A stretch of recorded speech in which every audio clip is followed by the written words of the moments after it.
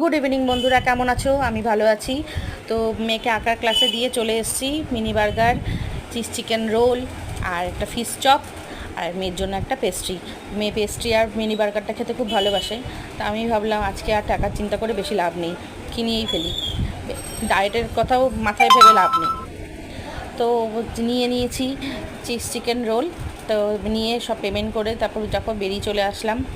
হাঁটতে হাঁটতে মেয়েকে নিয়ে আসবো। ওখান থেকে মেয়েকে নিয়ে বাড়ি এসেছি। তো মেয়ে বলছে, মা আমার খুব খিদে পেয়েছে। তো ব্যাগটা দেখে ও তো ভীষণ খুশি। এখানে প্রচুর স্টুডেন্ট রয়েছে, আজকে ভীষণ গরমও ছিল, প্রচুর স্টুডেন্ট রয়েছে। তো মেয়েকে নিয়ে বেরিয়ে এসে বাড়ি চলে আসলাম। বাড়ি এসে প্যাকেট খুলে তারপর দেখবো যে কেমন কেমন খেতে। তো আমার তো খুব ভালো লেগেছে। তোমাদের কেমন লাগলো? লাইক কমেন্ট সাবস্ক্রাইব করে দিও, শেয়ার করে দিও ভিডিওটা। তোমরা পাশে থাকলে আমি আরও ভিডিও তোমাদের সাথে শেয়ার করতে পারবো।